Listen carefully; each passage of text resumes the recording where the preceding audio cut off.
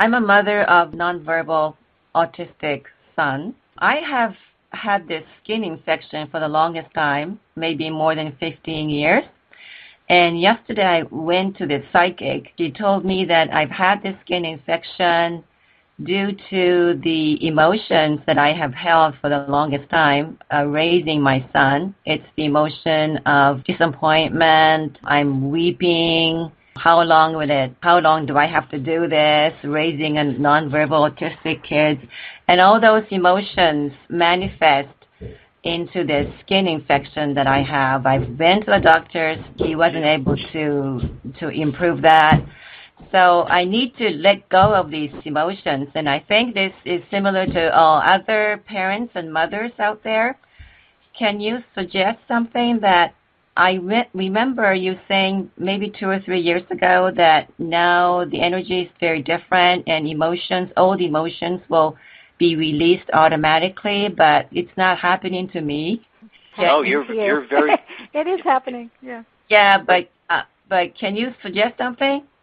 Well, you just got your suggestion very clearly from that person who's speaking to you. So you deny your experiences, your guilt, it's not working, all of those things. And then what you do is this is where the guilt piece lies in. Well, I have this kid and I shouldn't talk bad about him, or I shouldn't show these expressions in public. And so you've created kind of a scab over, does that make any sense? And yes. So when you can create a different platform to perceive yourself from, rather than if X, then Y, and consequently in that structure you have created a reaction, a state of action that creates a result. And in this case it's like a scab over an emotional wound that shows up in the physicalness at this level. If you can start to decide that, I'm not quite clear why I chose this son and why I chose this life in this third dimensional space I'm playing in. But in a fourth dimensional space, here I am. And so I could either sit here and go, poor me, poor me, poor me, in whatever form that's for any of us, or I can say, damn, this is really an adventure. How can I turn this into something where I can laugh all day long? Or I can begin to take my child and experience things that I want and give them other experiences, knowing I'm just going to assume they're getting something even though they don't know how to say hello or thank you or pay attention. It's just like watching the kid throw the water up in the air. Most would see it as something's wrong with the kid. He's throwing the water up in the air. But the still photography said, whoa, something much bigger is going on here. And then you say, well, look, he created a horse, a tree, a dog, whatever. And all of a sudden the kid's brilliant versus what was wrong with him or her a moment ago. Yeah, I understand that, like autistics, the autism, I can see beyond the diagnosis, and I'm just fine with that. But I guess my old emotions when I was young, just raising my child when he was about 2 or 3 years old, since then, that time on, I think these emotions have accumulated, and I guess they're ready to come out now. Okay, so let me see if I can do this in a short manner. Mm-hmm. In the third dimensional space, we live in past and future. I hope this doesn't happen to me again, past and future. And then, but what happens is when you step into a fourth dimensional space, I say to you, how are you doing? And you say, my husband died 20 years ago, and I'm really sad. The message here is, yes, your husband died 20 years ago, but in order to be sad, an emotion only occurs in the moment. You can only be sad in this moment. But the reality is we drop back into third dimension and say, because of X event, and I was sad on that day, I am therefore now still sad. The reality is my husband died 20 years ago, and how do you choose to structure and hold emotion right now?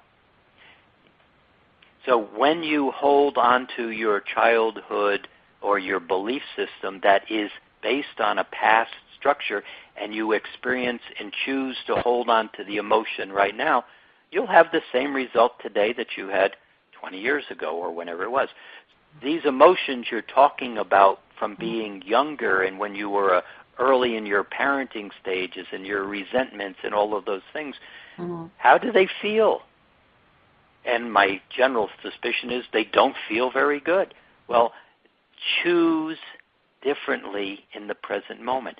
What happened 10, 20, 15, 5 years ago is, in a way, history as in information, not history as an emotional event.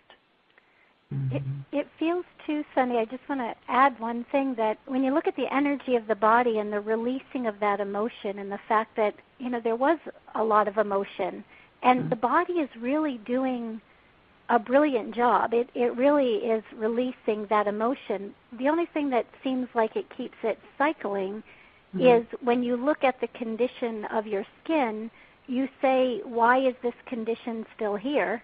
And it loops you right back to that place again, and you start the process all over again. Perfect. So saying it just what Jim said, maybe in just a little different wording, it's the body's doing just what it's meant to be doing. It's releasing emotion. Thank you very much, body. Thank you for releasing this emotion. And every moment in the moment that we go back to that, then that process is unwound versus going back to the why is my skin still looking like this. Yeah? Does that make sense? Yes, it does. Yeah. Okay. You said that very well, Suzy, and it's one of these things, if you keep asking why as the body's trying to get rid of it, it pauses and says, well, here's why. Yeah. I'll give you an answer. Here it is. Yeah. And then we grab a hold of it and go, oh, no, that's not okay. And then the next day and the next day, present time. So it's like, oh, okay, well, I don't need to hang on to this. Thank you very much. And you're going to find it'll start to clear away when you're not invested in the answer.